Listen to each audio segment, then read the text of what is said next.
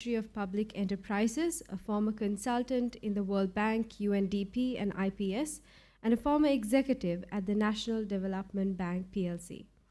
She has over 20 years of experience in formulating and implementing monetary policy and fiscal policy in the Central Bank of Sri Lanka. Dr. Roshan, I would like to welcome you to the podium.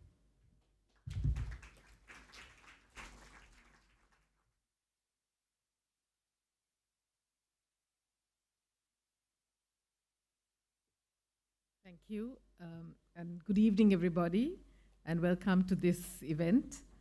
I have the pleasant task of presenting the case for this Women's Policy Action Network and the expectations for this network, and specifically to invite you to be a part of this network that we are launching today. So what is the Women's Policy Action Network? Firstly, it's a policy action group, so we really want to see some action. One of the main reasons why we've thought we need to take on this issue at this point. Also, we have seen recently, migration has been happening over a long period of time, but right now we see a huge migration of workers, including women, for various job opportunities. A lot of them are in unskilled work, but also in skilled work. And this is going to have a huge impact in terms of the availability of labor going forward. And when Sri Lanka, if we want to get out of the crisis, basically, we really need to tap this, we can't lose this labor force. And that's the last point of why we need to do it now, is because if Sri Lanka is going to get out of the crisis, we need to better utilize the scarce resources we have. And currently, it's actually more than 50% of our human resources who are women, and they are heavily underutilized. So that's the other reason why we thought and we decided to have this network in order to empower women to come back into the labor force. So what does the network hope to achieve? Well, you say there are so many agencies, so many individuals working in this area. But we felt that bringing everybody together and consolidating efforts, we could create greater awareness on these issues and also amplify the voice that we have as a collective for policy reform in this area. So I think that is the main focus of this, is to bring everybody who's been working in this area together. And if you are to have any meaningful change, we have to see legislative change as well. We know there are archaic laws. I think Shiromal alluded to some of those, or specifically mentioned some of those. We have archaic laws that prevent women from actively participating in the labor force. So we need to have that legislative change. And this will require champions within Parliament to actually champion these reforms. So we hope to be sort of the bridge between civil society and Parliament to ensure that these reforms actually go through Parliament and get legislated. And finally, we want to actually see meaningful change, not only in the laws, but also in practice. And I think Shiromal kept talking about attitudes, so that we actually see this meaningful change in workplaces, in terms of being role models to encourage other women to participate in the labor force, and getting more women into positions of decision making. And I think the Deputy Ambassador talked about that. Because unless there are more women in decision making, it's going to be very difficult to really change some of these things that we're talking about. So what are the real objectives of the network? One is to basically, we want to conduct research and collect the research that is out there in terms of the key barriers that women face in terms of empowerment. And secondly, to create a platform for all our network, so our different stakeholders, which are from the parliamentary caucuses to the representatives from the Ministry of Women's and Child Affairs and all the other ministries that deal with these issues, for the private sector, chambers, civil society, think tanks, and get them all on one network so that we can all come together and create this sort of voice for change.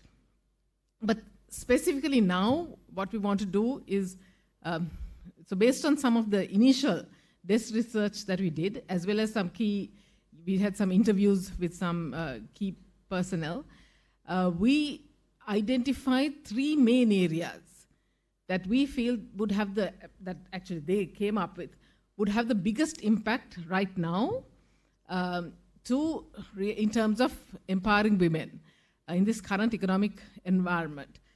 So the 3 areas were basically because one, I think again, Shiromal talked about it, about care work.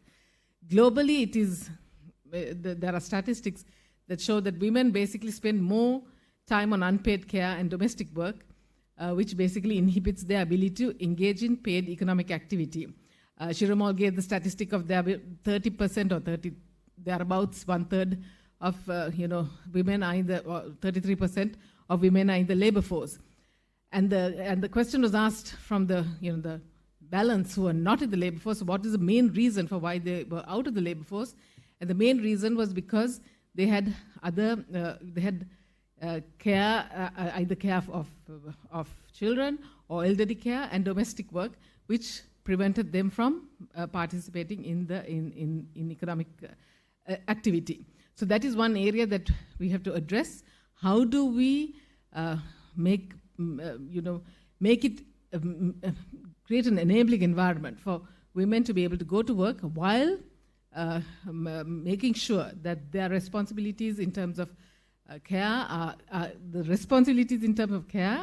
are managed and also shared. The shared responsibility between the man and the woman is actually enabled.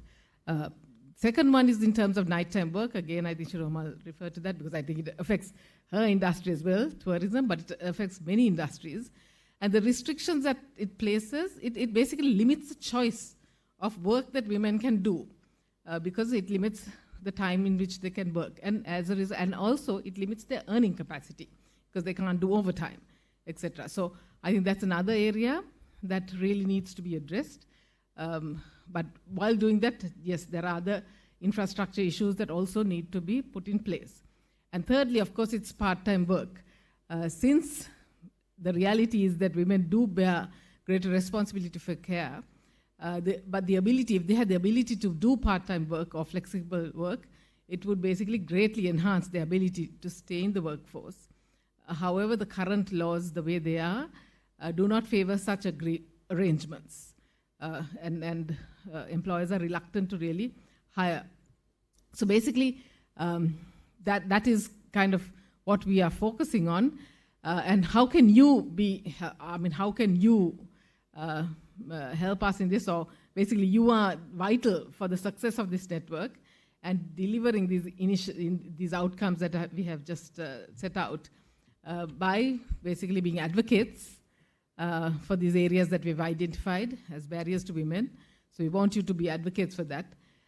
Be part of the implementing of these policies and reforms that are made, because some of you are in positions of leadership and you head certain organizations, you have access to people who are in positions of leadership. So actually ensuring that these policies are implemented to raise awareness, because again, that is one area. It's not only just having the law, but you have to change the practice and the attitudes towards these gender stereotypes and this gender discrimination. So to raise awareness on these issues and engage in public debates and discussions, and hopefully to use these policy briefs to help legislators to actually champion and to introduce bills that will actually see legislative change and more sort of gender responsive budgeting as well, because to ensure that whatever finances that are allocated